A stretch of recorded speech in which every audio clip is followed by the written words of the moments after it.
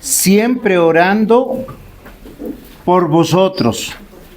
Damos gracias a Dios, Padre de nuestro Señor Jesucristo, habiendo oído de vuestra fe en Cristo Jesús y del amor que tenéis a todos los santos, a causa de la esperanza que os está guardada en los cielos, de la cual ya habéis oído por la palabra verdadera del Evangelio, que ha llegado hasta vosotros, así como a todo el mundo, y lleva fruto, y crece también en vosotros, desde el día que oísteis y conocisteis la gracia de Dios en verdad, como lo habéis aprendido de Epafras, nuestro consiervo amado, que es un fiel ministro de Cristo para vosotros, quien también nos ha declarado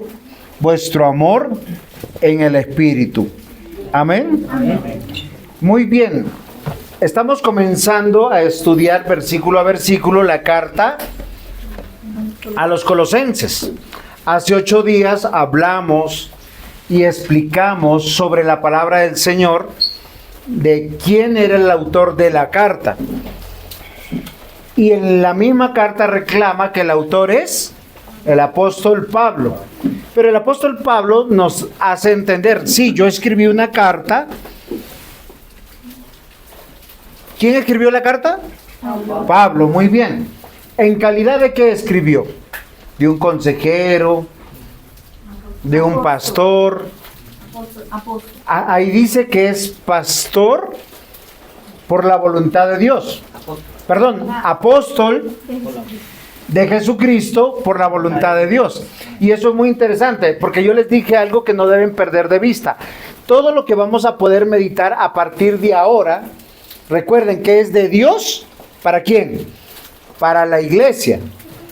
Colosenses es una iglesia que está situada en lo que hoy sería Turquía, si ustedes, porque cuando la Biblia dice Asia, no es Japón, no es Taiwán, no es China. Se está refiriendo a la región más bien de Turquía. Y es una iglesia pequeña. Y algo que es importante. Después de tener claro a quién se está escribiendo y de qué manera, nosotros tenemos que meditar en algo muy importante. ¿A quién se les escribió?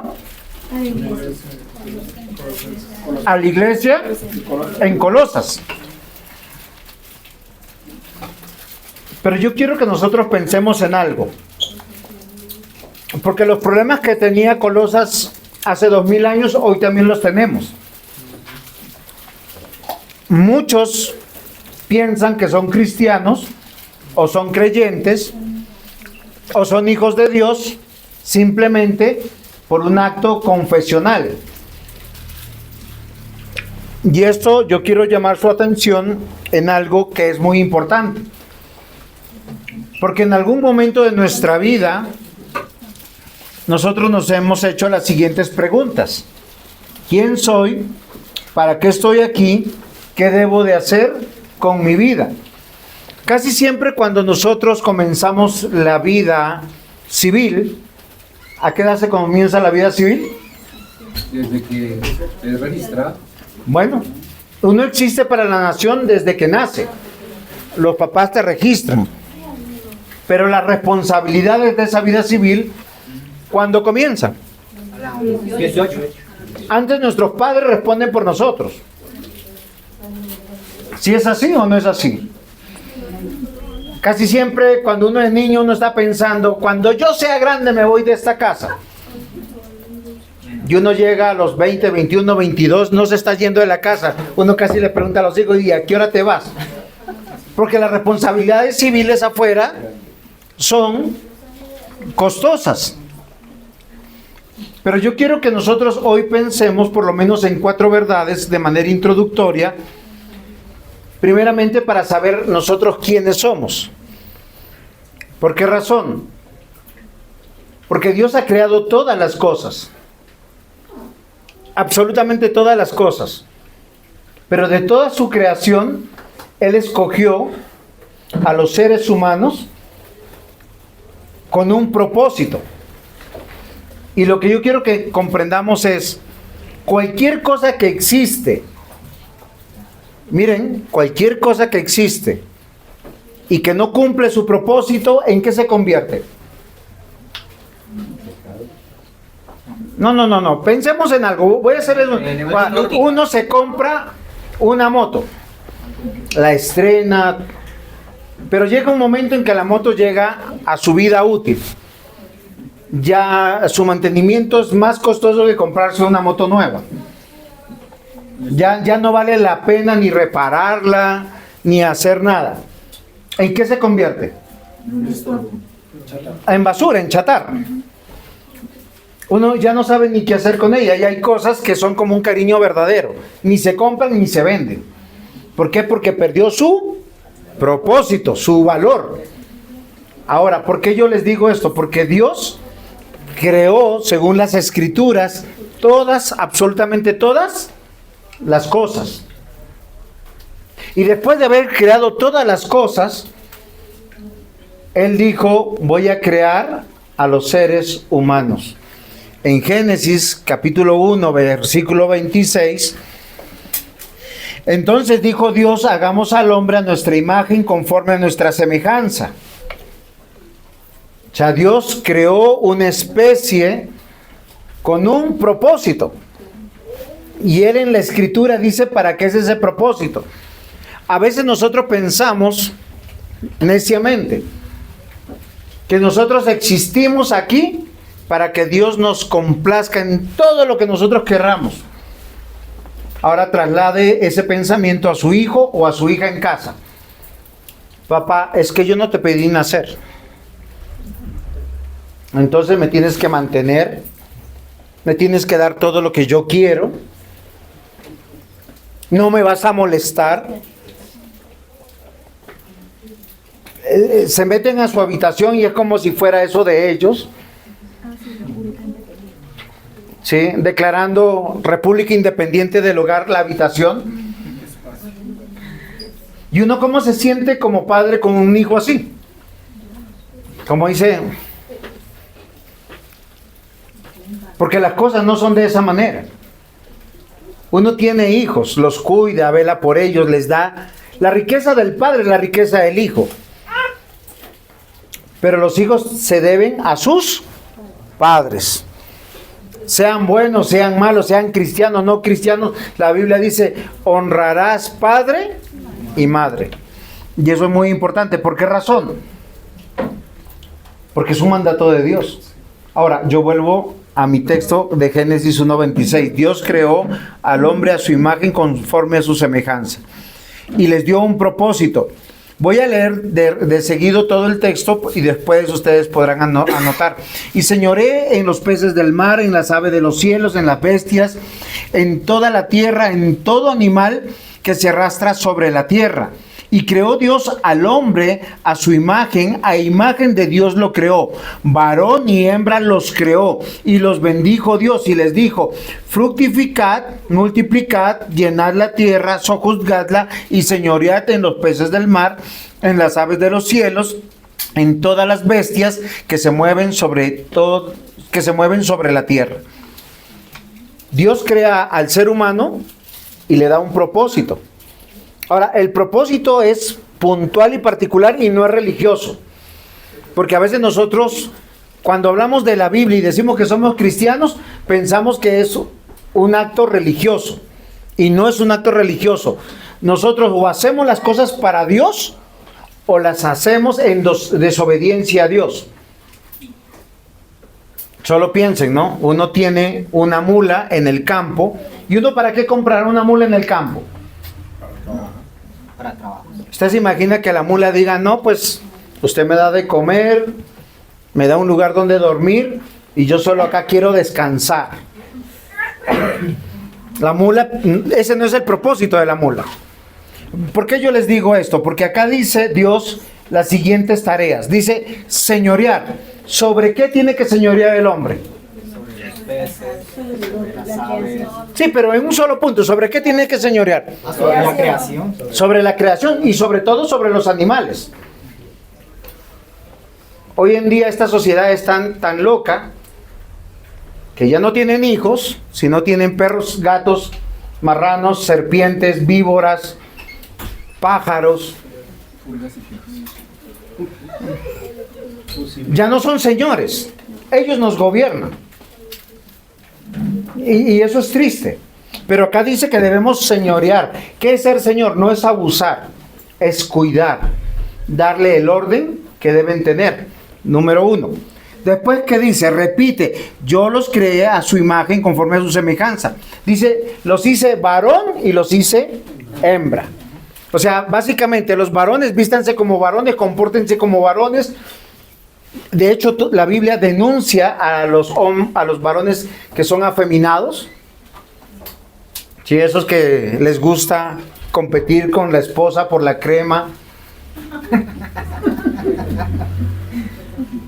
Sí, por ver quién se ve más bonito, quién es más sensible. No, es en serio, la Biblia condena a los afeminados. Dice el varón, sea varón, y la hembra, ¿cómo debe ser? Dice, sea femenina, sea mujer, sea dulce, sea dócil. De hecho, la Biblia rechaza una mujer masculinizada. ¿Y cuál es el problema de hoy, en nuestra generación de hoy? Las mujeres se han masculinizado. Yo soy cabeza de hogar. Yo no necesito de los hombres. Yo he escuchado mucho ese término. ¿Por qué? Porque van en contra de los mandatos de Dios. Acá dice, varón y hembra los creó y los bendijo. Y les dio 2 órdenes, fructificad, multiplicad. Son 2 cosas diferentes. Tener el carácter de Cristo y tener descendencia. Nuestro deseo debe ser tener hijos. O tener personas que discipulemos como hijos. Porque no todos podemos tener hijos. Los hijos vienen de Dios. Dios nos envió con una aljaba y dice la Biblia, herencia de Jehová son los hijos. Muy bien. Entonces miren lo interesante. Dios hizo al ser humano a su imagen conforme a su semejanza, sería el primer propósito. El segundo es un ser humano con un propósito divino. Manifestar que hay 2 tipos de sexos, no géneros, sino 2 tipos de sexos, los masculinos y los femeninos, varón y hembra. Ese es el término. Y no le debemos tener miedo. No hay un tercer sexo, no hay géneros. O somos masculinos o somos femeninos. En el sentido, hay hombres y hay mujeres. Y ellos deben dar frutos de justicia. Y deben tener un deseo de tener descendencia. Nosotros no fuimos puestos acá en la tierra para decir voy a disfrutar de mi vida. El tercer punto sería, o sea, estoy hablando de la introducción, no de la prédica todavía. Nosotros fuimos creados como seres humanos a imagen y semejanza. Nosotros fuimos creados con un propósito divino de señorear, de manifestar 2 sexos y tener frutos de justicia. Tercero, con una autoridad de ser virreyes o representantes de Dios. Y finalmente, que somos mortales. ¿Por qué yo les digo esto? Porque yo les quiero preguntar a ustedes, ¿quiénes son ustedes? ¿Quiénes somos nosotros? Porque hoy vamos a hablar de la identidad. Es muy interesante que en julio todos los colombianos, ¿cómo visten sus casas? ¿Cómo se visten ellos? En julio, el 20 de julio. ¿En 20 de julio los colombianos no hacen nada? El día de la independencia y nos vestimos de los colores de la patria. Porque nuestra identidad se manifiesta como colombianos. Va a jugar hoy 2 equipos. Y uno, si es de uno de los equipos, que se pone la camiseta del equipo. porque eso me da la identidad. ¿Quiénes somos en la vida? Sí, somos seres humanos. Pero miren, yo les voy a decir algo que yo comencé. Si nosotros no vivimos bajo los propósitos de Dios, vivimos en contra de los propósitos de Dios. Queridos hermanos, la iglesia reúne a pecadores redimidos por gracia que están en un proceso de restauración. Nosotros no somos mejores de lo que están afuera. De hecho, algunos de nosotros somos peores de lo que están afuera. Hay personas excelentes fuera de la iglesia. Pero cuando venimos a la iglesia, venimos a disfrutar de la presencia de Dios, a deleitarnos en la presencia de Dios, porque nuestra identidad, ¿quién es? Cristo. El título de la predicación, ¿quiénes son? Sí, ¿quiénes son? Sí, es un signo de pregunta. ¿Quiénes son? ¿Quiénes somos? ¿Tú te has preguntado realmente si eres un hijo de Dios? Porque la pregunta siempre que nos hacemos es que si soy buena persona. Y ya he preguntado en otras prédicas si tú eres bueno o eres malo, y casi siempre dices somos malos. Listo. Pero realmente ¿quiénes somos? ¿Cuál es tu identidad? ¿Un hijo de Dios, un hijo del reino de Dios o un hijo de Satanás? ¿Quién es tu padre, Dios o Satanás? ¿Perteneces al reino de la luz o al reino de la oscuridad? ¿Quiénes son? Punto 1. La respuesta de aquel que es un hijo de Dios es creyente con fe. ¿Ustedes saben que hay creyentes que no tienen fe? Son nominales. Viven toda su vida pensando, soy cristiano. De hecho, la palabra del Señor nos dice que muchos van a morir convencidos que eran hijos de Dios. Señor, en tu nombre predicamos. En tu nombre sanamos enfermos. En tu nombre sacamos demonios. O sea, la muestra de milagros, de poder y autoridad no es garantía de ser hijo de Dios. Porque el Señor responde, dice que en la eternidad, en el juicio final, les dirá, no os conozco, hacedores de maldad. Y lo dice ofensivamente, apartaos de mí. Como si los aborreciera. Y de hecho dice la Biblia que los aborrece. Y yo quiero que preguntemos eso. ¿Quiénes somos? ¿Somos creyentes con fe? Porque la identidad se define en el quiénes somos, con lo que hacemos y con quienes andamos. ¿A quiénes le damos preferencia en nuestra vida? De hecho, el mundo tiene ese dicho popular: dime con quién andas y te diré y quién eres. Y yo, indagando en el tema de la identidad, había por ahí una reflexión. Si yo te veo andando con 3 borrachos, el cuarto borracho serás tú. Si yo te veo andando con 3 ladrones, estafadores, el cuarto serás tú. Si tú andas con 3 o 4 maldicientes, blasfemos, el cuarto serás tú. Y es un principio. ¿Por qué razón? Porque nosotros andamos con las personas que practicamos las mismas cosas, que tenemos cosas en común. Todo esto, mis amados hermanos, va a determinar nuestras costumbres y bajo las normas en que vivimos. ¿Por qué acá estamos reunidos hoy? Porque tenemos algo en común, la fe. Por lo menos desde que yo conocí a Cristo, yo llegaba a la iglesia. Miren, mis primeros años de ser cristiano fueron los más difíciles de mi vida. Porque el viejo hombre está tan arraigado en ese momento.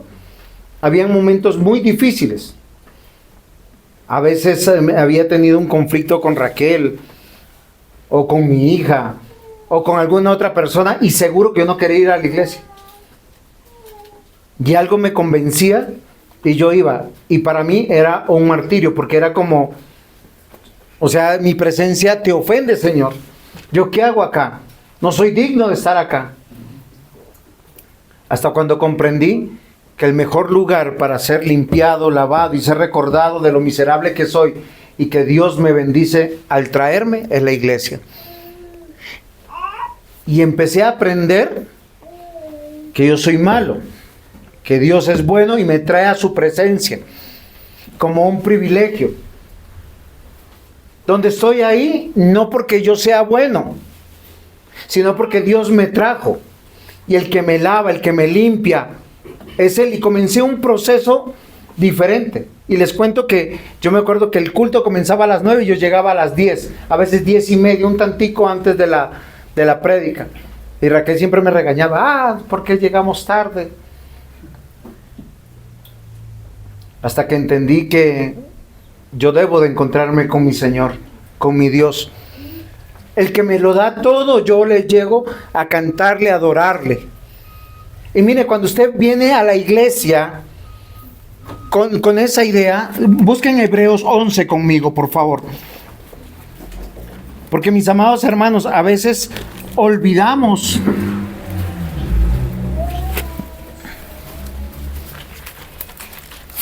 ¿por qué estamos aquí?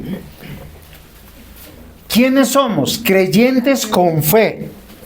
Fíjese lo que dice que es la fe en Hebreos 11. Es pues la fe, la certeza de lo que se espera, la convicción de lo que no se ve. Porque por ella alcanzaron buen testimonio los antiguos. Yo vengo a la iglesia creyendo en la promesa que Dios dice, donde 2 o 3 están reunidos en mi nombre, ahí estoy yo. ¿Quién está aquí? Dios. Nuestro Señor, nuestro Dios, nuestro Salvador. Es más importante que el presidente Trump allá en Estados Unidos, que Putin en Rusia, que cualquier otro presidente, que cualquier otra autoridad.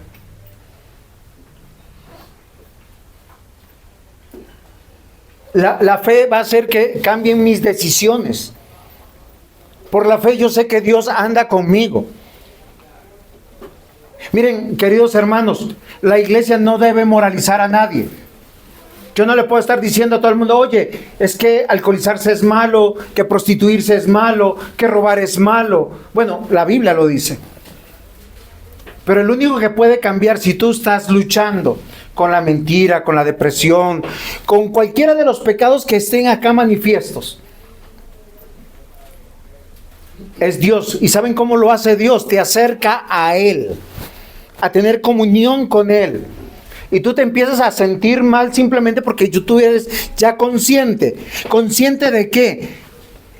Que tú sabes que Él está, aunque tú no lo ves. ¿Qué es la fe? Es pues la fe, la certeza de lo que se espera, la convicción de lo que no se ve. ¿Sabe cuándo yo llegaré temprano a la iglesia? Cantaré con mi corazón, escucharé la palabra con atención, oraré sabiendo que Dios me escucha. Cuando yo crea que Cristo está aquí. No en el púlpito, sino aquí. Aquí. Cuando yo venceré mis pecados. Sí, mi esposa no me ve. Mis ancianos no me ven, mis diáconos no me ven, ustedes no me ven, pero Cristo está aquí. Por eso, ¿quiénes somos? Nuestra identidad parte. Somos creyentes con fe. Creemos. Y acá dice en la Escritura, mis amados hermanos, Efesios 1, versículos 3 al 8. Bendito sea el Dios y Padre de nuestro Señor Jesucristo, que nos bendijo con toda bendición espiritual en los lugares celestiales en Cristo. ¿Por qué estamos aquí, pastor? Versículo 4. Según nos escogió en Él antes de la fundación del mundo. Señor, ¿y yo qué hago? Nada. ¿Qué sigue diciendo? Para que fuese santos y sin mancha delante de Él. ¿Saben la palabra santo qué significa? No significa que hay un superhumano dentro de nosotros. que no peca, como en muchas falsas religiones te dicen. Las falsas religiones elevan a algunos y te ponen ese estándar. Vive como fulanito. En mi tierra hay dos santos muy populares. Un santo morenito, negrito mejor dicho, bien negrito, San Martín de Porres. Y lo han canonizado. Ese es el santo de los animalitos, porque a él lo ponen con su hábito beige, entre beige y marrón oscuro, con un gato, con un perro y un ratón. Y a Santa Rosa de Lima, una mujer excepcional. Se puso una cadena para demostrarle al mundo que ella no hacía fiestas con sus faldas. Es en serio, de su pureza, de su dignidad. Y puede que ellos hayan sido excepcionales. Pero en la Biblia la palabra santo no significa eso. En la Biblia la palabra santo significa apartado para un propósito. ¿Y saben cuál es el propósito que dice? Para que tu vida cambie, para que tú vivas para Dios. Queridos hermanos, nosotros podemos decir que somos cristianos, pero yo les pregunto algo con el corazón. ¿Ustedes realmente creen que Cristo está aquí? ¿Lo respetan, lo honran, lo escuchan a Él? ¿O sencillamente son como los fariseos y los saduceos que se sabían la norma, pero teniendo a Cristo adelante no lo honraban? Viéndolo con sus ojos naturales, oyéndolo con sus oídos, simplemente lo despreciaban. Acá dice que nosotros fuimos bendecidos con toda bendición espiritual en los lugares celestiales en Cristo, que Él nos escogió antes de la fundación del mundo con un propósito, para ser santos y sin mancha delante de Él. ¿Qué quiere decir? Que el Señor no está pidiendo que cambiemos. Él nos va a cambiar.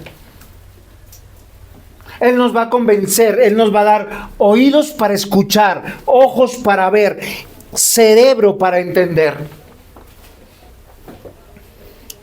Y dice Él, aquí en su palabra, versículo 5 de Efesios 1, en amor, habiéndonos predestinados para ser adoptados hijos suyos, por medio de Cristo, según el puro afecto de su voluntad. ¿Saben qué significa eso? Que todos los que estamos aquí y que creemos en Cristo no queremos de Dios, no queremos su iglesia, no queremos venir. Miren, queridos hermanos, Gálatas 5 dice que los deseos de la carne es contra el espíritu. Si tú dices, yo me voy a poner a estudiar la Biblia,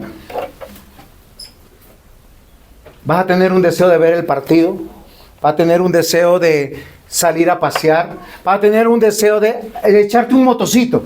Es que he estado tan cansado esta semana. Yo no sé si a ustedes les pasa que los peores momentos que nosotros tenemos de tentación es cuando nos arrodillamos y queremos orar a Dios. Y tenemos necesidad de confesarle pecado, de decirle, Señor, ayúdame, ten misericordia. Y en eso pasa, uy, no pagué el recibo de la luz. Uy, es que tengo un negocio por resolver. No, y a veces vienen los pensamientos más obscenos y malvados. Y uno dice, ¿qué pasó? Es que el deseo de la carne es contra el espíritu. Y el espíritu es contra la carne. El espíritu viene de la voluntad de Dios. Ahora, si somos de fe, esta es la realidad. Tenemos que luchar contra eso. Y vamos todos los días de nuestra vida en esa batalla. Luchas tú, lucho yo. Acá no hay ninguno que no sea lucho. Es en serio, todos luchamos. Luchamos con fe. ¿Por qué razón, mis amados hermanos? Porque es que nuestra identidad ha cambiado. Cuando no conocíamos a Cristo, la Biblia dice, y ustedes lo han leído conmigo muchas veces en Efesios, que está antes de Colosenses, dice, Él os dio vida a vosotros cuando estabais muertos en vuestros delitos y pecados. Y uno dice, ay sí, esos que roban, esos que matan, las prostitutas, los estafadores, los adúlteros, los fornicarios. Oiga, lea conmigo. En los cuales anduviste en otro tiempo, siguiendo la corriente de este mundo. Donde va gente, va toda la gente.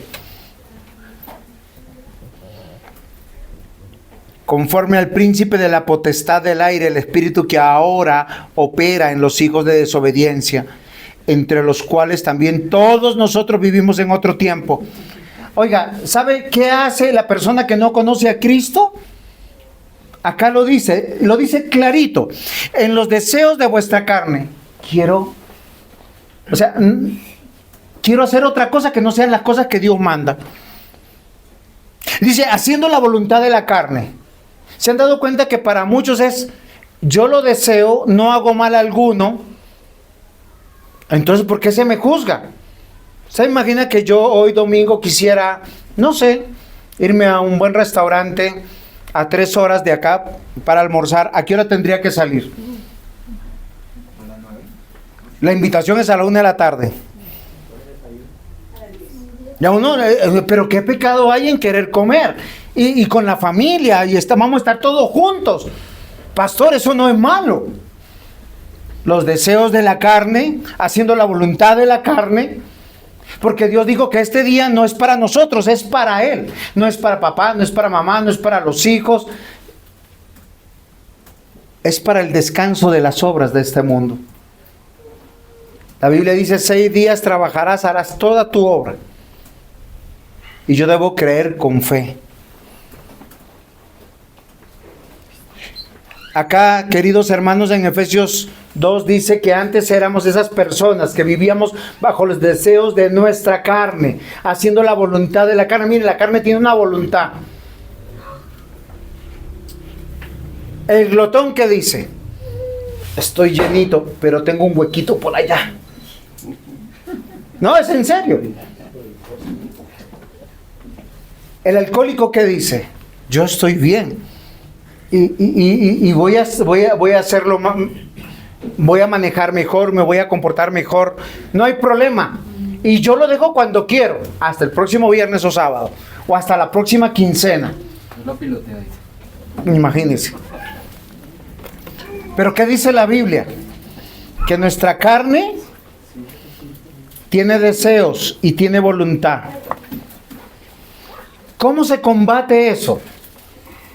Con fe, creyéndole a Dios. Y lo primero que yo quiero que ustedes crean es que Dios está aquí, que Dios nos reunió aquí para disfrutar de su presencia, para disfrutar de su mensaje. Entendiendo lo siguiente, si usted cree en Cristo, 2 Corintios 5:17. Porque dice aquí que antes éramos del reino de las tinieblas, haciendo lo que el príncipe de la potestad del aire está operando en los hijos de desobediencia. ¿Y sabe qué le dice? Deleítate en todo lo que tú quieras. Dale gusto a tu carne.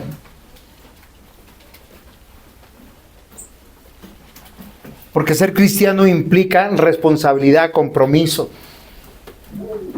Implica lo que dice 2 Corintios 5:17. De modo que si alguno está en Cristo, nueva criatura es. Las cosas viejas pasaron, he aquí todas son hechas nuevas. ¿Con quién andas? ¿Qué haces? ¿Cómo te comportas? ¿Cómo hablas? Es que tiene que ver todas nuestras decisiones, mi identidad. Y no es una identidad religiosa, porque usted acá hoy domingo puede venir de paño, de corbata y salir y comportarse como el diablo. Y seguir haciendo las mismas cosas y decir, no, yo soy un hijo de Dios. Acá dice que todas las cosas son hechas nuevas. Nuestros deseos, nuestros anhelos, a quienes apreciamos, va a cambiar. Efesios 5, versículos 1 y 2. Sed pues imitadores de Dios como hijos amados. Y es curioso, yo no sé, yo he conocido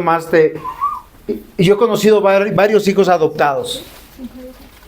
Y si usted no sabe que son adoptados, usted le encuentra parecido al papá y a la mamá. Así sean de otro color de piel. pero sus gustos, su forma de andar, de caminar, usted le encuentra algo de parecido. Y acá dice, mis amados hermanos, que si estamos en Cristo somos imitadores de Dios. Versículo 2 de Efesios 5 dice, andad en amor, como también Cristo nos amó y se entregó a sí mismo por nosotros, ofrenda y sacrificio a Dios en olor fragante. Y miren, quédense con esto, porque la identidad del cristiano es obrar con fe. Y yo les voy a adelantar algo, es saber a quien tú amas. Porque a quien tú amas es a quien le has entregado tu corazón. Si tú amas a Dios, renunciarás al mundo. Renunciarás aún a las personas del mundo. Y no te será menester de ningún esfuerzo, ni ningún dolor. Ay, ¿y ahora qué hago? Y mi gran amigo, y mi amiga, y esos parientes. Efesios 1:1 dice, en él asimismo tuvimos herencia, habiendo sido predestinados conforme al propósito del que hace todas las cosas según el designio de su voluntad. Miren, queridos hermanos, el creyente que es de fe no puede luchar contra la voluntad de Dios. Recuerden, el creador de todas las cosas, el todopoderoso, para hacerte una nueva criatura, no solamente te dio fe, te dio un corazón nuevo, te dio un espíritu nuevo, o sea, un ánimo diferente por las cosas. Todos nosotros sabemos que los deseos de la carne, si nos entregamos a ellos, nos gobiernan. ¿Quieren saber un deseo de la carne muy popular entre los cristianos y que batallan mucho? La ira. La ira es una cosa que a veces nos entregamos a ella, que nos hace levantar la voz, nos hace decir malas palabras, nos hace ir en contra de las personas que debemos amar, proteger, cuidar, velar por ellos. ¿Y saben qué es lo peor? No nos arrepentimos. Y yo quiero que recuerden que los que luchan con la ira, consideren eso, que los deseos de la carne quieren ser satisfechos. Ejemplo, alguien hace algo que me ofende y uno ¡yum!, explotó. Le diste deseos, le diste cabida a tus deseos y te gobernaron. La Biblia dice que tenemos dominio propio, no demonio propio. Tú eres una persona de fe, debes agradar a Dios. Es que los deseos que nosotros más nos ofenden es que nuestro cónyuge se fije en otra persona. Entonces uno se llena de celos. Pero ¿qué dice la Biblia sobre los celosos? ¿Y qué dice el celoso? Tú me diste motivos. Yo confiaba en ti hasta que me fallaste. ¿Y el adúltero qué dice? Tú me abandonaste y por eso te fallé. El que reza y empata, ¿no? ¿Cómo es? El que peca y reza, así como lo saben, ¿no? Pero eso no es bíblico, queridos hermanos. Por medio de la fe nosotros tenemos que entender que debemos combatir los deseos de la carne que nos quieren gobernar y empezar a entrar en comunión con la fe. Deleitarnos en la presencia del Señor, deleitarnos en el estudio de su palabra, deleitarnos en la oración. Y la oración no es, Señor, gracias por estos alimentos en Cristo Jesús. Ay, sí, el pastor dijo que oráramos, Señor, y oremos por el pastor, que le vaya bien, punto. La Biblia dice, sed imitadores de Dios como hijos amados, porque nosotros tenemos herencia, porque hemos sido predestinados conforme al propósito del que hace todas las cosas según el designio de su voluntad. Y Juan 15, Jesús habla a sus discípulos y les dice en el versículo 4 y 5, permaneced en mí y yo en vosotros, como el pámpano no puede llevar fruto por sí mismo, si no permanece en la vid, así tampoco vosotros, si no permanecéis en mí. Yo soy la vid, vosotros el pámpano, el que permanece en mí y yo en él, este lleva mucho fruto, porque separados de mí Miren, queridos hermanos, dice, nada podremos hacer. Queremos buscar de Dios, queremos crecer en la fe, pero olvidamos que tenemos Biblias, que es el mensaje de Dios como Dios nos habla.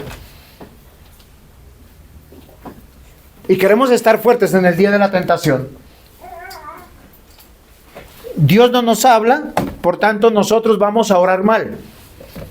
¿Por qué razón? Porque no conocemos cuál es su voluntad. Y cuando oramos, eso es una lista de mercados. Señor, te pido por el trabajo, te pido por la salud, te pido porque me vaya bien. Señor, estoy borracho, pero quiero llegar bien a la casa. Es lógico. La ironía enseña también, mis hermanos. Porque hay cristianos que luchan con esto. Y yo quiero que nosotros meditemos. ¿Quién eres? ¿A quién te pareces? Cuando tú te levantas y sales por esa puerta, las personas que te rodean tendrán la devoción de decirte, díganme un nombre cualquiera. Pedro, estoy pasándola mal en mi hogar. ¿Vas a orar por mí? Pedro, ¿tú puedes interceder ante tu Padre para que mi vida cambie? ¿O solo te ven como el buen amigo, la buena amiga? ¿Cuál es tu identidad? ¿La de Cristo o la del mundo? La identidad en Cristo es una nueva identidad. Ser adoptado por Dios como hijo. Esa identidad dice inmutable y basada en el amor de Dios.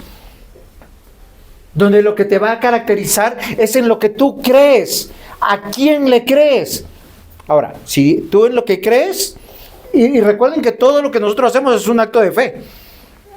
Usted se levantó hoy y dijo, voy a la iglesia. Y está en la iglesia. Pero usted llegó porque Dios lo trajo y lo guardó. Hay personas que no llegan a su destino. ¿Qué días yo iba para una cita médica? Para sacar una cita médica. Y al regreso, dos muchachos en moto una muchacha y un muchacho se estrellaron. Uno terminó de un lado y el otro debajo de un puente. Los dos tirados. Salieron de su casa pensando que iban a llegar a sus destinos. Cerrado el paso, las ambulancias, el dolor y la desgracia. Yo les quiero preguntar de verdad, ¿quién eres? ¿A quién te pareces? Porque no nos engañemos. El cristiano no debe ser confesional, sino si es, debe ser. Y si debe ser, debe parecer. Y eso lo define con quién andas, con quiénes te reúnes, a quiénes amas. ¿Cuál es el propósito de tu vida? Porque ser creyente es ser hijo de Dios, una nueva criatura. Es alguien que imita, copia, se comporta en expresiones, gestos, actividades, tono de voz, palabras que usa, intenciones, motivaciones. Y todo cambia cuando tú entiendes que estás en la presencia de Dios. Cuando vamos a pecar, ¿saben qué es lo primero que nosotros hacemos en nuestra conciencia? Guardamos a Dios por allá y nos olvidamos y solo pensamos en nuestros pecados. Obviamente que nosotros no decimos que es pecado, ¿no? Dice, voy a estar con mis amigos. Es que también tengo derecho a divertirme. Trabajo tanto.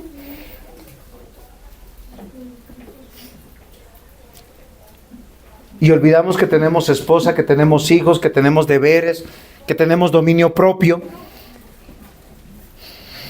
Ser creyente por fe, mis amados hermanos, demanda creer en Dios, conocer a Dios y confiar en Dios. La fe de los creyentes debe ser notoria, conocida, vivida. Por eso la Biblia dice, vengan creyentes, únanse, convivan juntos. Si han de tener que escoger entre las personas de afuera y las de adentro, quienes tienen prioridad en nuestra vida. Y ahí va la pregunta, ¿con quiénes celebran sus cumpleaños, sus celebraciones, sus grados? Hemos caído en la trampa de este mundo y llamamos familia lo que no es familia. La Biblia solo habla de dos tipos de familia: la familia donde Dios es padre y la familia donde Satanás es padre. Sencillo. Lo que nosotros tenemos en nuestra vivienda se llama hogar. Y el hogar solo debe tener a papá y a mamá, y si hay hijos, a los hijos. Por nuestra cultura es totalmente diferente. Queridos hermanos, la fe del creyente debe ser notoria en todo lo que hace, cómo habla, cómo viste, a quién quiere agradar. Porque la fe implica deberes. Si yo no alimento mi fe, voy a tener una fe raquítica.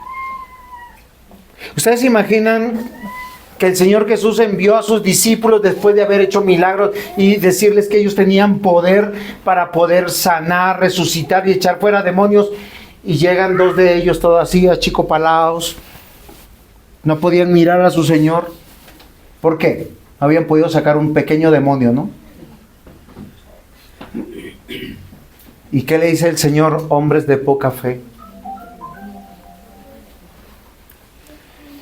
Queridos hermanos, si usted no alimenta su fe, tendrá una fe raquítica.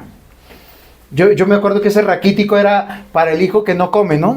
Si han tenido algún hermano así que todo misquiñoso para comer, esto no me gusta. Ay, no quiero, ya estoy lleno. ¿Sí? Solo le gustan los dulces, los chocolates y la gaseosa. Eso sí. El helado, vénganos en tu reino.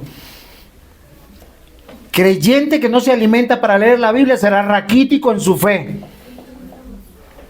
Creyente que no lee la Biblia no conocerá a su Dios, por lo tanto no confiará en Dios. Queridos hermanos, la fe demanda deberes, alimentarse. Es leer la Biblia, retenerla. O sea, yo tengo que memorizarla, entender dónde están los versículos. ¿Sí? Vamos a orar con este motivo. ¿Qué versículo uso? ¿Sí le ha pasado alguna vez? ¿O tiene que llamar al pastor o a alguien que sepa o googlearlo? Enfermedad, versículo bíblico.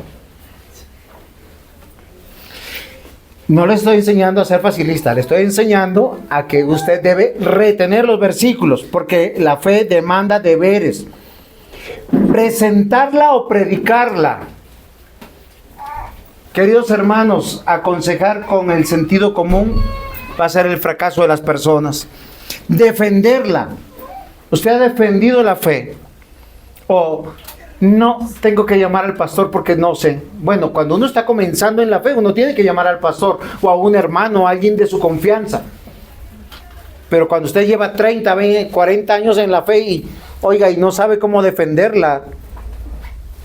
Queridos hermanos, la fe hay que creerla, guardarla, porque si no, ¿cómo vivimos? ¿Para quién vivimos?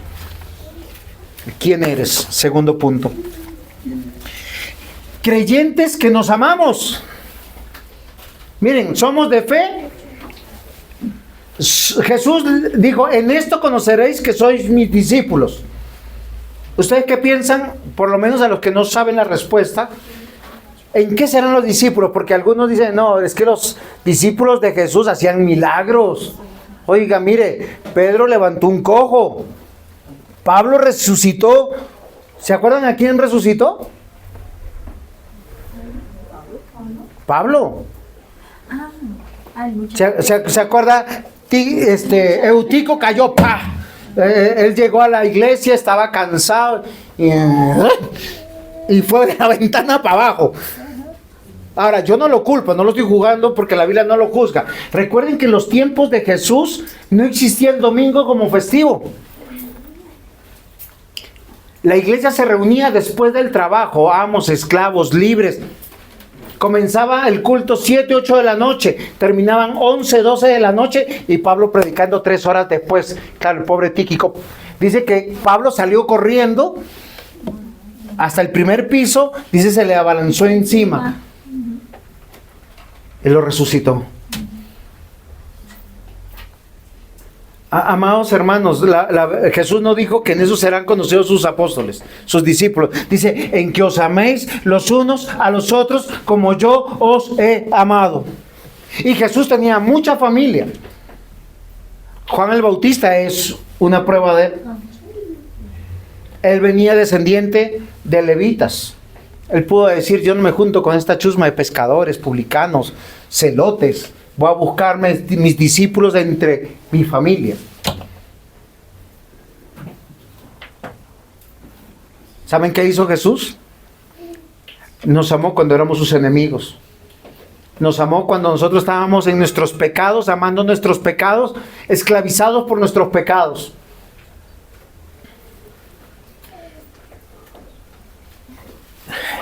Miren Colosenses que dice en lo que estamos leyendo del 3 al 5. Siempre orando por vosotros damos gracias a Dios, Padre de nuestro Señor Jesucristo, habiendo oído de vuestra fe en Cristo Jesús y del amor que tenéis a todos los santos. ¿Qué caracterizaba a los colosenses, la iglesia de Colosas? Su fe. Cualquiera que iba a la iglesia era conocido en su barrio, donde conocía que era una persona realmente creyente. Por su fe. Y porque él privilegiaba a sus hermanos en la iglesia. Acá dice, y del amor que tenéis por todos los santos. No, eran por unos, eran por todos. Porque es muy fácil amar al que me hace el favor, al que me lleva en el carro, al que me da el regalo, al que me trae el presente, al que me saluda bonito, al que hace negocios conmigo.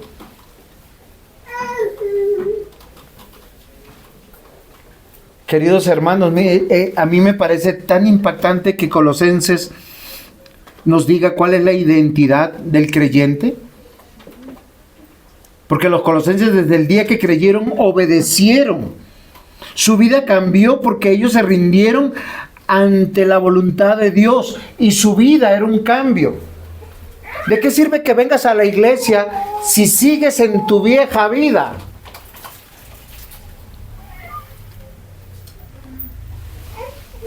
La escritura dice, siempre orando por vosotros, dando gracias a Dios, Padre nuestro Señor Jesucristo, habiendo oído de vuestra fe en Cristo Jesús, del amor que tenéis por los santos, dice, a causa de la esperanza que os está guardada en los cielos, de la cual ya habéis oído por la palabra verdadera del Evangelio. Se les predicó el Evangelio y ellos renunciaron a toda su familia y dijeron, los voy a amar a todos ustedes. ¿Saben por qué razón? Porque mi Padre que está en los cielos los amó a ustedes y no a los que están en mi casa. ¿Cuán duro es eso? No, es en serio, mis hermanos, eso es durísimo. Porque uno desde que nace le dicen, ama a tu papá, ama a tu mamá, ama a tus hermanos, no los podemos... La familia no se escoge, los amigos sí, no, mentira, nada se escoge en esta vida. Tú escogiste ser Rodríguez, o ser Dávila, o ser Dueñas, o ser Albornoz, o ser Palacio, o ser Fagua, o ser Castillo. ¿Quién escogió?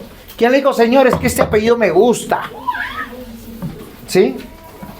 Yo me acuerdo en mi colegio había un muchachito que se llamaba, o se apellidaba Uzcanaita. Yo creo que nadie en su razón diría, yo quiero ser Uzcanaita. ¿Sabe por qué? ¿Qué implica el apellido también? ¿A quién me parece? Usted no se imagina un Uzcanaita alto, ojos azules, rubio, pelo en el pecho. No, usted cuando se imagina un Uzcanaita, usted dice, no, debe ser un inca, un indiecito de por ahí. ¿Ah? No, y tenía una compañerita cuando estaba estudiando optometría que se apellidaba Rota. Y llegaba la profesora y pasaba lista. Claro, cuando llegaba la R, ¡Rota! Presente.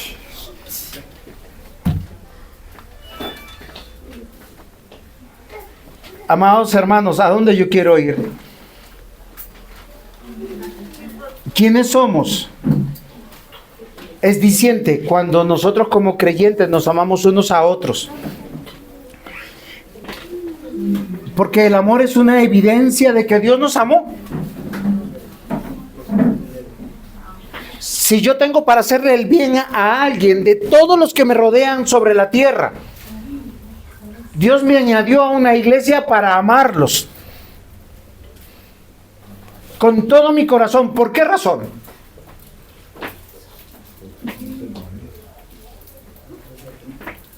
No es a causa nuestra. Miren, queridos hermanos, que Dios nos ama a través de personas. Dios no nos ama en el aire, o sea, nosotros no somos hijos de Dios amados por Dios en el aire. Sí, Dios me ama y estoy solo como un honguito. Los que están solitos, miren, hay muchos ancianos hoy en día que están solos en su casa porque no pertenecen a ninguna iglesia, porque no hay nadie que se preocupe y les diga, venga, si yo te puedo traer, yo te puedo acompañar, si necesitas algo, yo voy y no necesito nada de ti. Al contrario, lo hago de todo corazón y me da alegría. Y cuando uno lo hace, ¿sabe qué? Uno piensa, lo estoy haciendo para mi Señor, es mi familia, es con quien tú estarás por la eternidad. En la eternidad no mirarás a ningún no creyente. Mi amor, ¿qué dice? Un amor evidente. ¿Sabes qué? Leí mal acá. Un amor evidente es con las personas con quien tú andas, a quien tú quieres agradar, a quien tú quieres honrar, a quien tú quieres destacar en tu vida y que se lleven un recuerdo de ti. Y el amor de Dios es el que nos ha llenado para amar a otros. Juan capítulo 13 versículos 1. Antes de la fiesta de la Pascua, sabiendo Jesús que su hora había llegado para que pasase de este mundo al Padre, como había amado a los suyos que estaban en el mundo, los amó hasta el fin. ¿Saben qué hace nuestro Señor Jesús? Reúne a todos los que son de la fe y esos son su familia, porque serán los que están con Él en la eternidad. Cuando Jesús llegó al aposento alto, le dice, ¿cuánto he deseado participar de esta última Pascua con ustedes? Miren, ahí no estaban ninguno de los fariseos, ninguno de los saduceos, no estaba el rey Herodes, no estaba ninguno de los importantes, no estaban los hermanos de Jesús, no estaba María. ¿Quiénes estaban? Sus discípulos. La Pascua era un evento donde ellos, como judíos, invertían para poder, conforme a las Escrituras, reunirse en familia para consumir el cordero.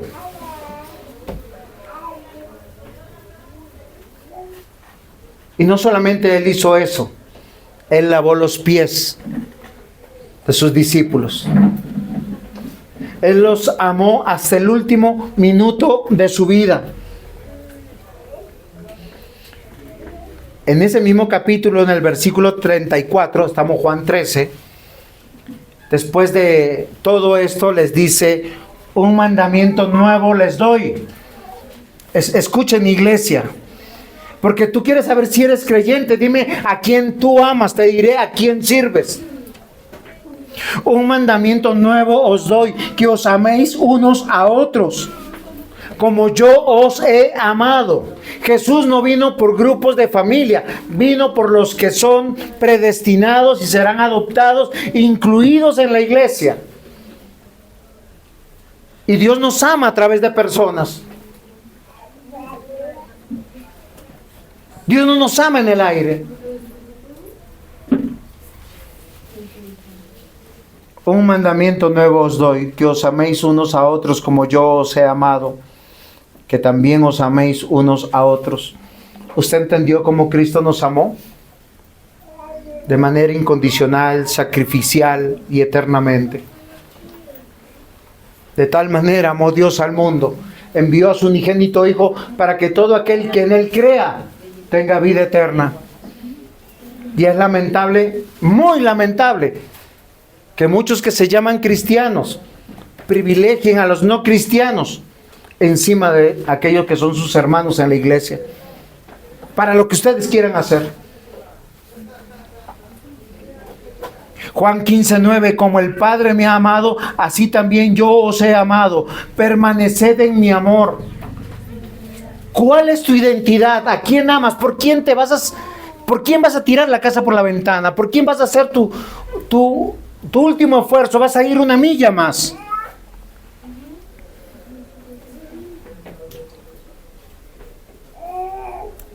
Este es mi mandamiento, que os améis unos a otros como yo os he amado. Ese es un amor incondicional, ilimitado, que Cristo hizo por nosotros y que debería ser manifiesto en nosotros. ¿Por qué duele tanto cuando un hermano abandona la iglesia? Porque uno lo está amando. Yo hablaba con un hermano que hace rato no venía y yo le decía, hermano, si usted vuelve a la iglesia, le aseguro que nadie le va a tener ningún reclamo. Al contrario, se van a alegrar. Como ese pariente que llega después de no verlo de mucho tiempo y se va a celebrar, así como el hijo pródigo regresa a la casa del padre. Por amor a Dios amamos a los que Dios amó, y lo hemos recibido como un mandato, mis hermanos. El orden de las prioridades cambia porque somos nuevas criaturas. Esa es nuestra identidad. Por eso yo les pregunto, ¿con quiénes andan? ¿Con quiénes celebran? ¿Con quiénes lloran? ¿Con quiénes luchan el día a día de esta vida? ¿Con los impíos? ¿Con los no creyentes? ¿O con los creyentes? ¿De quién te siente su corazón de ustedes contento, gozoso de que lleguen? ¿Cómo reciben a sus hermanos en Cristo? Es fácil decir, yo soy cristiano, soy un hijo de Dios. Pero las motivaciones del corazón se develan hoy para saber cuál es nuestra identidad. Por eso el creyente, para no ser incoherentes, ¿qué hace lo primero cuando llega a Cristo? Orar por sus padres, orar por sus hermanos, orar por sus parientes, porque no los quiere ver en la iglesia. Tener el mismo propósito, porque es lo que me une. Romanos capítulo 13, versículos 8 al 10 dice, no debéis a nadie nada. Romanos 13, versículos 8 al 10. Dice, no debéis nada a nadie. No debáis a nadie nada, sino el amaros unos a otros. Porque el que ama al prójimo ha cumplido la ley. Yo les voy a decir algo, mis hermanos. Es tan difícil amar al prójimo que Dios te dio. Porque es muy fácil escoger a quién yo voy a amar. Y miren lo interesante. El que ha encontrado esposa, ha encontrado el favor de Dios. Cuando tú te casas, no te casas porque te enamoraste. Es porque Dios te llevó hasta allí para que tú ames a esa mujer. Y amar a nuestra mujer implica renunciar a nosotros, morir a nosotros. Y es lo más difícil que puede haber. Acá todos los esposos pueden decir lo mismo. Así acá, ay, estoy enamorado, qué bendición. Queridos hermanos, cuando nosotros tenemos que amar a nuestras esposas, tenemos que morir a nosotros. A nuestros gustos, a nuestros anhelos. Y amamos incondicionalmente, no hipócritamente. Amar a los hijos. Muchos pensaron y se casaron, voy a tener 5 hijos. Después del primer hijo la mujer dice, no más. Cerrada la fábrica. 5 o 6 años más, no, tengamos uno más y hasta ahí nomás. Y si acaso llegan el tercero, si acaso. Entre cristianos, ¿no? Aunque el mandato es tengan hijos. Pero los hijos son fáciles o difíciles. Y tenemos que amar al prójimo que Dios nos da. Y nosotros nos parece que escogemos. No escogemos ni la cantidad de hijos, ni cómo son. No, nosotros tenemos que amarlos. Y lo mismo pasa en la iglesia. Usted puede llegar a una iglesia de 5,000 personas. Ámelos como dice acá. Es imposible. Casi todas las iglesias, no estoy hablando en contra de las mega iglesias que hay, grandes iglesias, pero las grandes iglesias que tienen círculos pequeños de discipulado. Y hay iglesias bíblicas grandes en Estados Unidos, en México, en Brasil, en República Dominicana. Hay iglesias pequeñas y es mucho más fácil en un sentido. En otro sentido es mucho más difícil. Pueblo chico, problemas grandes. Los diablos están afuera, recuerden. Amados hermanos, no debéis nada a nadie, sino el amarnos unos a otros, porque el que ama al prójimo ha cumplido la ley. Porque no adulterarás, no matarás, no hurtarás, no dirás falso testimonio, no codiciarás, y cualquier otro mandamiento. En esta sentencia se resume: amarás a tu prójimo como a ti mismo. El amor no hace mal al prójimo, así que el cumplimiento de la ley es el amor. Vamos entendiendo que es muy difícil en nuestras fuerzas. Y nosotros tenemos que crecer en ello. Nuestra identidad cambia. ¿Y saben por qué empieza a cambiar? Porque Dios va obrando en nosotros. Ser cristiano es imposible en nuestras fuerzas. Es imposible en nuestras fuerzas. Porque nosotros, recuerden, los deseos de la carne son contra el espíritu. Pero los deseos de la carne gobiernan y nos ayudan a justificarnos. Y les voy a decir algo: el amor de Cristo es sacrificial, es incondicional, porque Él no espera nada de nosotros. Es sacrificial porque Él dio su vida hasta la última gota de su sangre. Es eterno, pero es del mismo amor que nos demanda a nosotros. Por eso, hace 8 días yo les hablaba de que el verdadero cristiano es leal, es honesto, no tiene motivos para abandonar. ¿Qué motivos yo podría tener para abandonar a mi cónyuge? Si Dios me lo dio, ¿qué motivos tengo para abandonar a un hijo? Sea alcohólico, drogadicto, lo que sea. Yo tengo que pelear la buena batalla delante de Dios. Señor, doblaré rodilla hasta que tú los traigas. Porque Dios me dio ese hijo. Y yo pelearé. Dicen que, miren, en la lectura del hijo pródigo, el hijo atrevidamente le dice: Padre, dame mi herencia. Básicamente le está diciendo: no te has muerto, yo desearía que te hubieses muerto, porque me quiero ir con lo que me toca.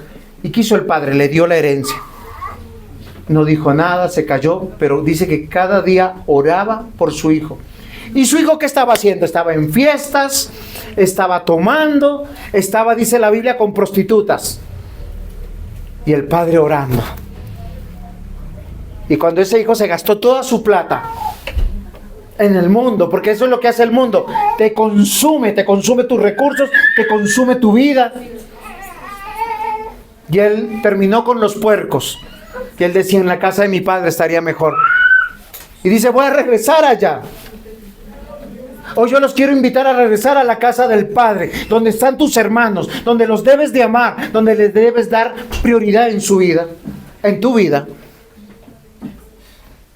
Y ese hijo pródigo regresó y dice que el padre estaba en la puerta y lo vio y se corrió a su hijo y lo abrazó e hizo fiesta. Ese es el amor que Dios nos pide por nuestro prójimo. Si no tienes fe en Cristo Jesús, no tendrás un amor genuino para amar a tu prójimo. El ser humano que conoce a Dios es conocido por Dios, fue amado por Dios, por eso puede amar en Cristo Jesús. Pero eso también requiere madurez en la fe. Finalmente, ¿quién eres? Tercer punto, creyentes con esperanza. ¿Por qué no me avisaron? Ese reloj está raro. Se consumió. Leo rápidamente Colosenses capítulo 1, versículos 5 al 8. A causa de la esperanza que os está guardada en los cielos, de la cual ya habéis oído por la palabra verdadera del Evangelio, que ha llegado hasta vosotros, así como todo el mundo, y lleva fruto, y crece también con vosotros, desde el día que oísteis y conocisteis la gracia de Dios en verdad, como lo habéis aprendido de Epafras, nuestro consiervo amado, que es un fiel ministro de Cristo para vosotros, también os ha declarado vuestro amor en el Espíritu. Ahora, no quiero que se preocupen y quiero quitarles la carga que les acabo de dar, porque yo sé que lo que yo digo es muy difícil en nuestras fuerzas, pero acá dice que nosotros tenemos una esperanza, y cuando llegamos a Cristo, todo lo que les estoy diciendo es nuevo, y es una carga. ¿Y qué hacemos ahora? Acá dice que los colosenses oyeron la palabra verdadera del Evangelio. Eso llegó a sus oídos. Y dice que tienen que llevar fruto y crecer ese fruto en ellos. ¿Y se han dado cuenta de algo muy particular? Los frutos en las plantas no es en favor de las plantas. No sé si es comprensible lo que acabo de decir. Sí, no son para ellos. O sea, el manzano da ricas manzanas, pero el fruto tiene un propósito: que lo disfrute otro. Pero hay que crecer, mis hermanos. Y eso solamente es por el Evangelio. Yo no puedo pretender tomar todas estas decisiones hoy, porque lo más probable es que si tengo que elegir entre mi familia y la iglesia, chao iglesia, pastor, muchas gracias, open the parch. A todos nos pasa. O a veces uno está con un pie en el cielo y con el otro pie en el infierno. Con un pie con los hermanos en la iglesia y con un pie con los amigos. O con los hermanos de parranda, no de Cristo. Pero acá dice que tenemos, desde que escuchamos el Evangelio, empezar a ver en nuestra vida que vamos a llevar fruto, crecer en la fe. Dice, desde el día en que oíste y conociste la gracia de Dios, dice, estás aprendiendo. Hay personas que te llevan a veces una vida por delante. Miren, solo piensen. Pablo no fundó Colosas. ¿Quién fundó Colosas? La Biblia dice que Epafras. Posiblemente fue Epafras. Ahora, ¿quién es Epafras? Sí, bueno, no tengo tiempo ahorita por ese reloj que no para. Sí, congelemos el tiempo. No, mentira. Hechos 19, ahí ustedes van a encontrar que Pablo discipuló a Epafras. Y Epafras vio el amor de Pablo por la iglesia. Miren, queridos hermanos, nosotros no aprendemos las cosas tampoco en el aire. Nosotros tenemos que seguir personas, imitar personas. Y Pablo dice, sean imitadores de mí como yo de Cristo. Y es algo que debe ser claro en sus corazones. No piensen que ya salí convencido y es una frustración para todos los pastores. Uno predica y la siguiente decisión de los hermanos es ir en contra de toda la predicación. Y uno dice, oiga, como que estoy predicando a las piedras. Pero ¿saben? Uno va creciendo en la predicación y uno dice lo siguiente y entiende lo siguiente: que la obra es del Señor y que la palabra de Dios nunca vuelve vacía. Y que es reiterativa y es punzante. Y es como ir contra clavos hincados, dice. O sea, todo el tiempo uno se siente como molesto. Pero gracias por esas molestias, porque si no uno no crecería. Y cuando yo les predico a ustedes, me predico a mí. No van a pensar que acá yo estoy diciendo de acá para allá. No, yo también lucho. Porque hay personas que les doy privilegios en mi vida que no debería darles. Pero mis amados hermanos, todos los colosenses tenían algo muy particular: esperanza. Y acá dice que su esperanza no era en las cosas de esta tierra. O sea, las decisiones que ellos seguían no eran porque estaba en esta tierra. Versículo 5 de Colosenses capítulo 1. A causa de la esperanza que os está guardada en los cielos. ¿Por qué yo los voy a amar a ustedes por encima de cualquier otra persona? Porque yo a ustedes sé que los voy a ver en el cielo y no a las otras personas, porque no me quedan seguras. Entonces yo le tengo que creer a Dios. Esto es un acto de fe. No puedo hacer más. Pueda que tenga hijos que no llegarán al cielo. pero tendré hijos en la fe que llegarán al cielo.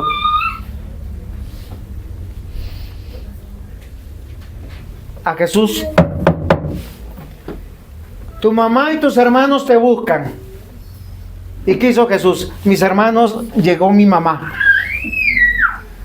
Y llegaron mis hermanos. No, Jesús dijo: mis hermanos y mi madre son todos los que hacen la voluntad de mi Padre. Fuerte, ¿no? Ser imitadores de Cristo. Esa es mi identidad. Nuestra esperanza está en los cielos. Y mis hermanos, la esperanza no es una emoción. No es como que, ay, verdad, yo los veré. No, es algo seguro. La Biblia dice que el amor, la fe y la esperanza son virtudes. ¿Y qué es una virtud? Una convicción dada a nuestra alma por nuestro Dios, para creer en Dios y creerle a Dios, sin ningún temor que nos vamos a equivocar. 1 Corintios 13:13, y ahora pues permanecen la fe, la esperanza y el amor, estos tres, pero el mayor de ellos es el amor. Miren, queridos hermanos, un día no necesitaremos la fe, porque ya estaremos en la eternidad. No necesitaremos tampoco la esperanza, pero sí nos vamos a amar los unos a los otros, a pesar de lo diferentes que somos, a pesar de lo insoportables que muchas veces somos, y sin ninguna conveniencia. Hebreos 6, 18 al 20, para que por dos cosas inmutables en las cuales es imposible que Dios mienta, tengamos un fortísimo consuelo o esperanza, los que hemos acudido para asirnos de la esperanza, pues delante de nosotros, la cual tenemos como segura y firme ancla del alma, y que penetra hasta dentro del velo, donde Jesús entró por nosotros como precursor, hecho sumo sacerdote para siempre, según el orden de Melquisedec. Queridos hermanos, nosotros debemos amar a todos los que Dios amó, incondicionalmente, sacrificialmente, y será eternamente. El amor nunca dejará de ser. Por eso yo les pregunto, ¿qué motivo habrá para abandonar, para traicionar, para ser desleales? Ninguno. Nuestra esperanza no es lo que tenemos en el banco, no son propiedades, no son ni siquiera los parientes o familiares que tengan grandes dineros y dignidades, no son los amigos, no son los títulos, no es nada terrenal. Nuestra esperanza es Cristo y su obra. ¿Tú a quién le corres? A Cristo. ¿O al amigo que tiene plata? ¿Al familiar que tiene plata? ¿A quién le corres?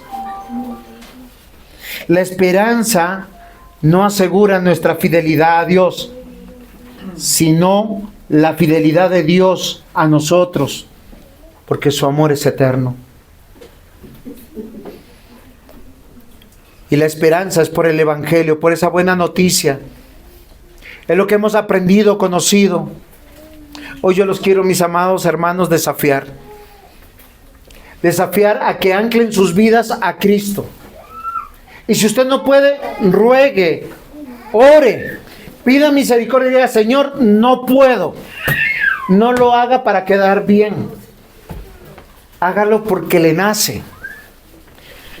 La fe, el amor y la esperanza solo viene de Dios. Romanos 5, versículos 2 al 5 dice: por quien también tenemos entrada por la fe a esta gracia, en la cual estamos firmes y nos gloriamos en la esperanza de la gloria de Dios.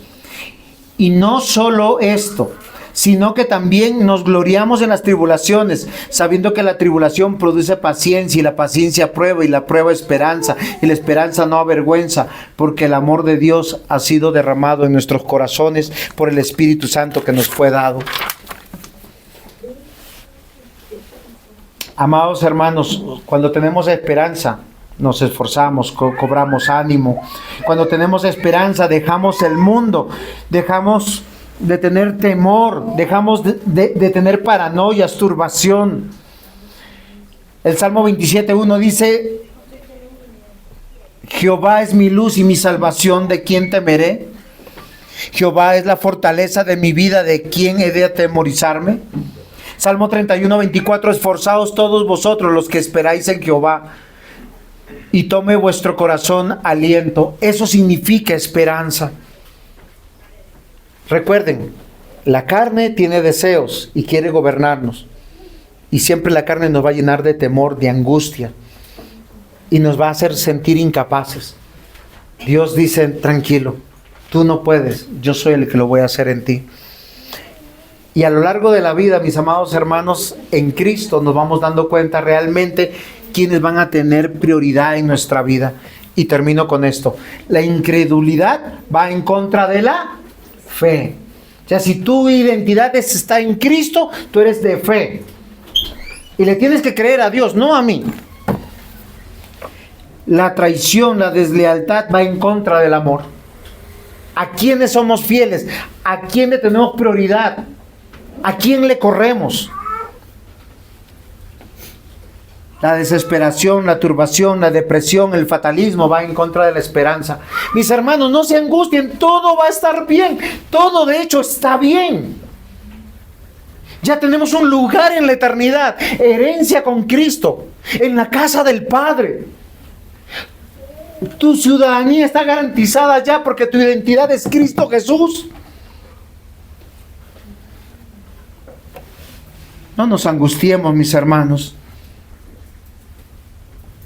Si te vas a humillar, humíllate ante Cristo, ante su palabra. No nos humillemos ante el mundo, y mucho menos a los deseos de nuestro corazón. Perseverar en lo malo nos traerá solo depresión, angustia, dolor. Yo los llamo a dejar su egolatría, su presunción. Deja de buscar tus propios males. Ven a Cristo. No necesitas buscar la aprobación de nadie, solo de aquel que murió por ti. Y les recuerdo que esto no se puede hacer en nuestras fuerzas. Aquel que es poderoso para guardarnos sin mancha es Cristo. Y Él nos presentará con gran alegría. ¿Y saben qué dirá? Tú eres mi obra. Yo comencé una buena obra cuando te llamé. Y nosotros iremos siendo perfeccionados hasta el día de Cristo. Amén. Amén. Pongámonos en pie, vamos a dar gracias al Señor. Señor, perdónanos, porque muchas veces nuestras prioridades están en un caos. Pero Señor, tú eres nuestro Dios. Tú nos has dado la fe. Tú nos has amado. Y tú nos garantizas la vida eterna. Ayúdanos, Señor, para que cada día de nuestra vida aumentemos nuestra fe. Que nuestras decisiones sean parte de agradarte a ti y no agradarnos a nosotros. Quieras tú, Señor, bendecir nuestra vida con tu palabra. Perdona nuestros pecados y ayúdanos a crecer en fe. No nos sueltes, Señor. No nos sueltes. Te lo suplicamos en el nombre de Jesús, pidiéndote que tengas una vez más misericordia de nosotros y límpianos de nuestra maldad. En el nombre de Jesús. Amén.